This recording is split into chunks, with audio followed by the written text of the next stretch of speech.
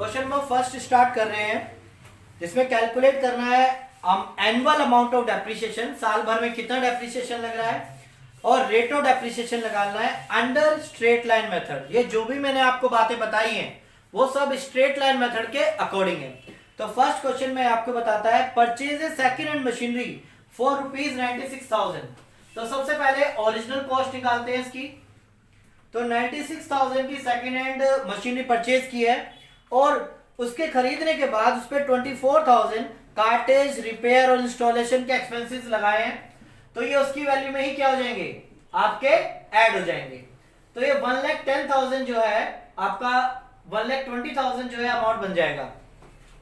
96,000 की आपने परचेज की, उस पर 24,000 आपने लगाए। इवन सेकेंड हैंड मशीनरी पे भी आप कोई खर्चा करते हैं तो उसमें वो ऐड हो जाता है। बट एक बात ध्यान रहे, साल के बीच में कोई भी खर्चा करेंगे वो आपका ऐड नहीं होगा। ये स्पेशल एक बात ध्यान रखें आप खरीदते वक्त at the time of purchase, ठीक है, आप कोई भी एक्सपेंस उस पर इंकर्ड करेंगे, लगाएंगे, वो ऐड होगा, ना कि बाद में।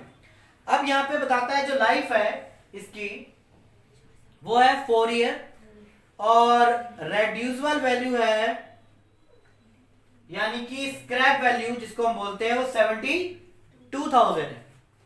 तो अब यहां पे आपको डेप्रिसिएशन निकालना है और रेट ऑफ डेप्रिसिएशन निकालना है। तो सबसे पहले आप डेप्रिसिएशन निकालेंगे। डेप्रिसिएशन का फॉर्मूला होता है आपका ओरिजिनल कॉस्ट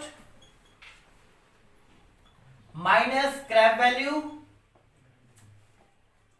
अपॉन में उसकी लाइफ, राइट। लाइफ जो भी दी होती है वो आपके ईयर में दी होती है। तो यहां पे ओरिजिनल कॉस्ट कितनी है, 1,20,000 माइनस करेंगे आप इसकी स्क्रैप वैल्यू 72,000 डिवाइडेड बाय इसकी लाइफ, लाइफ है 4 ईयर। तो माइनस करके कितना आएगा, ये हो जाएगा 48। 12,000 पर एनम जो है डेप्रिसिएशन लगेगा, राइट। यहां पे जो डेप्रिसिएशन लगेगा वो कितना लगेगा आपका 12,000। तो ये जो फर्स्ट पार्ट हो गया इसका जो पूछा था एनुअल डेप्रिसिएशन। सेकंड पॉइंट है यहां पे रेट ऑफ डेप्रिसिएशन। तो रेट ऑफ डेप्रिसिएशन का फॉर्मूला बनता है आपका depreciation divided by original cost multiply by 100। तो यहां पे लगा दें, इसका रेट ऑफ डेप्रिसिएशन आ जाएगा। क्वेश्चन के अकॉर्डिंग डेप्रिसिएशन कितना है 12,000, कॉस्ट क्या है 1,20,000 मल्टीप्लाई बाय 100। तो आप ये कैंसिल करेंगे, 10 आएगा, 10 से कैंसिल तो आपका 10% आ गया। तो डेप्रिसिएशन का जो रेट है वो 10% होगा और एनुअल डेप्रिसिएशन कितना होगा आपका 12,000। ये दो ही चीजें यहां पे रिक्वायरमेंट थी हमारी जो कैलकुलेट करना था हमें, दोनों कैलकुलेट हो गई है।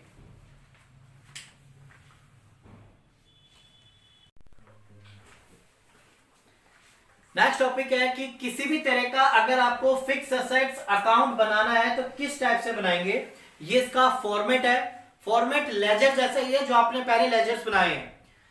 Date particular amount, date particular amount, date particular amount debit side का, date particular amount credit side का। इसको बनवाने का मेरा पर्पस है कि यहां पे मैं आपको बताऊंगा कि कौन सी चीजें कहां कहां पे आती हैं। हर बार जर्नल एंट्री बना के आप उसकी लेजर पोस्टिंग नहीं कर सकते। एग्जाम में आपके पास इतना टाइम नहीं होगा कि आप हर एक आइटम की जर्नल एंट्री करें और फिर इसको पोस्ट करें अकाउंट में। तो कई बार ध्यान भी रखा जाता है कि कौन सी चीजें कहां पर आएंगी। तो अगर हम फिक्स असेट्स की बात करें तो कोई भी असेट्स होती है उसका बैलेंस कहां से स्टार्ट होता है, डेबिट साइड से बैलेंस स्टार्ट होता है टू बैलेंस बीडी। अगर पहले से कोई बैलेंस है तो आप यहां पे शो करेंगे। और इस साल कोई भी आप असेट्स परचेज करेंगे तो आप वर्ड यूज करेंगे या तो बैंक या फिर कैश। कोई भी फिक्स असेट्स अगर आप खरीदेंगे तो वहां पे आप क्या नाम लिखेंगे, टू बैंक या टू कैश। साल कंप्लीट होने के बाद आप लगाएंगे डेप्रिसिएशन। तो बाय डेप्रिसिएशन जो है क्रेडिट साइड में आएगा। क्लियर है, कोई भी डेप्रिसिएशन लगेगा फिक्स असेट्स पे तो आप बाय साइड में लिखेंगे। बाय बैंक सोल्ड आप कोई भी चीज यानी कोई भी असेट्स सेल करते हैं, असेट्स परचेज करोगे तो डेबिट साइड में और सेल करोगे तो आपका क्रेडिट साइड में आएगा। ये सोल्ड के केस में आपको लिखना है। अगर सेल करते वक्त किसी भी तरह का लॉस होता है तो आप P&L अकाउंट लिखेंगे और ब्रैकेट में शो करेंगे लॉस, और किसी भी तरह का प्रॉफिट होता है तो डेबिट साइड में लिखेंगे P&L अकाउंट और ब्रैकेट में शो करेंगे आप प्रॉफिट। क्लियर है? अब यहां पे जो बैलेंस आएगा वो आपका बैलेंस सीडी हो जाएगा। क्लियर है? ये आपका डेबिट और ये आपका क्रेडिट। ऑपरेटिंग बैलेंस, कोई भी एसेट्स परचेज करोगे डेबिट साइड में टू बैंक लिखोगे, डेप्रिसिएशन लगाओगे तो बाय साइड, बेचोगे सोल्ड करोगे बाय साइड बाय बैंक लिखोगे, लॉस होगा तो बाय P&L और प्रॉफिट होगा तो टू P&L, और जो भी बैलेंस बचेगा वो क्या आ जाएगा आपका बैलेंस सीडी। तो इससे ये बताया कि मैंने कौन सी चीजें कहां आती हैं। जैसे डेप्रिसिएशन है तो आपका बाय साइड में आएगा, खरीदी है तो आपके यहां पर आएगा, लॉस यहां पे, प्रॉफिट यहां पे, ये अकाउंट आपका ये बताता है। तो ये आपको रट्टा भी मारना है क्योंकि यहां पे हम जर्नल एंट्री करने के बाद लेजर नहीं बनाएंगे, हम डायरेक्ट ये लेजर बनाएंगे। तो आपको पता होना चाहिए खरीदेंगे तो कहां पे लिखना है, डेप्रिसिएशन लगेगा तो कहां पे लिखना है, ये इसलिए बताया जा रहा है।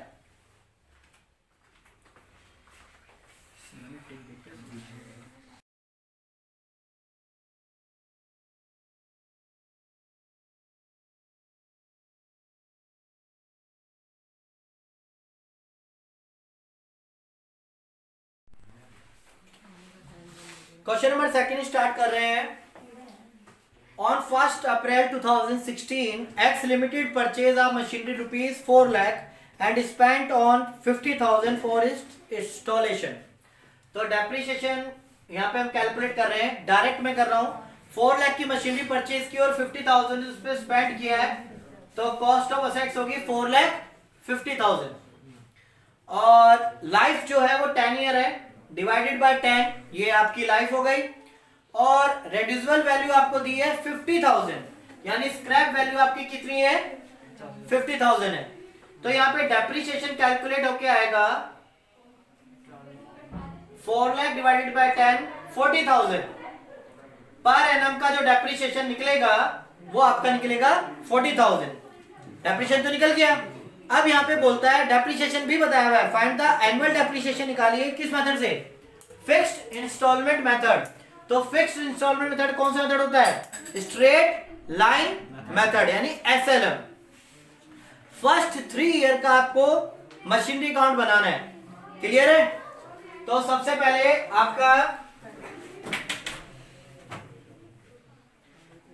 आपका पॉइंट है, जो भी आपने मशीनरी परचेज किया है ये ईयर लिखोगे यहाँ पे 16-17। 1 अप्रैल को आपने मशीनरी खरीदी है तो आप क्या नाम देंगे यहाँ पे टू बैंक। जब भी आप परचेज करते हैं वो आप वर्ड यूज करते हैं टू बैंक या कैश। तो कितने में परचेज किया आपने 4,50,000 में, राइट। तो 4,50,000 में परचेज किया। डेप्रिसिएशन कब लगता है, जब साल कंप्लीट होता है उस ईयर के लास्ट डेट पर। तो 2016-17 के 31 मार्च को डेप्रिसिएशन लगेगा। वो आपका डेप्रिसिएशन कितना है 40,000। यही बताया था मैंने, कोई भी अकाउंट बनाया जाता है तो यहां पे लिखते हैं टू बैंक जब परचेज करते हैं। एक साल बाद डेप्रिसिएशन लगेगा कितना 40,000। तो कितनी वैल्यू बचेगी, क्या बैलेंस आएगा 4,50,000 माइनस 40,000, तो 4,10,000 वैल्यू आ जाएगी बाय बैलेंस CD, राइट। इसके बाद CD के बाद बैलेंस क्या हो जाएगा नेक्स्ट ईयर में, कैरी फॉरवर्ड हो जाएगा CD से BD, ईयर हो जाएगा 17-18 और डेट आ जाएगी मार्च के बाद 1 अप्रैल। जो CD बैलेंस था वो दोबारा क्या हो जाएगा आपका BD हो जाएगा। फिर अगेन डेप्रिसिएशन लगेगा नेक्स्ट ईयर। कब लगेगा 31 मार्च, उस मंथ के उस ईयर के लास्ट डेट पे हमेशा डेप्रिसिएशन लगता है। डेप्रिसिएशन अगेन कितना लगेगा 40,000। पिछले साल भी 40,000 था, इस साल भी क्या है 40,000 डेप्रिसिएशन लगेगा। और माइनस करने के बाद देखो लेजर कैसे क्लोज करते हैं, देखो कौन सी साइड बड़ी है डेबिट साइड 410 40,000 माइनस करोगे बाय बैलेंस सीडी तो कितना बैलेंस आएगा 3,70,000। 4,50,000 डेप लगाया 440 410 रहेगी वैल्यू। 410 पे नेक्स्ट ईयर फिर डेप्रिसिएशन लगा वैल्यू रहेगी 370। अब नेक्स्ट ईयर है 2018 और 19 18 एंड 19 31 मार्च के बाद क्या आता है 1 अप्रैल सीडी से फिर क्या हो जाएगा बीडी। अब इस साल फिर दोबारा डेप्रिसिएशन लगेगा सेम अमाउंट से 40,000 राइट। इस तरह से आप कितना भी चलाते जाओ आगे डेप्रिसिएशन कैलकुलेट होता चला जाएगा। 3,70,000 में से आप 3,40,000 लेस करेंगे तो कितना अमाउंट बैलेंस बचेगा 3,30,000 बाय बैलेंस सीडी।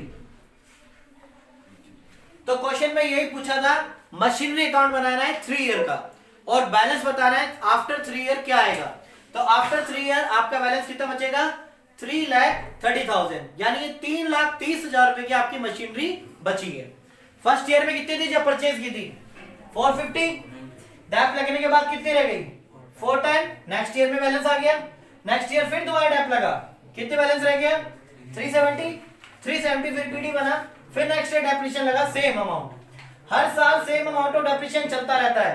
370 में से 40 गए कितने रह गए 330। इस तरह से आप आगे कितने भी साल तक बना सकते हो पर मैक्सिमम कितने साल तक जाएगा 10 ईयर तक उससे ज्यादा नहीं जाएगा। तो आपसे इतना नहीं पूछेगा कि 10 ईयर तक बनाओ आपसे बीच में छोड़ देगा क्वेश्चन।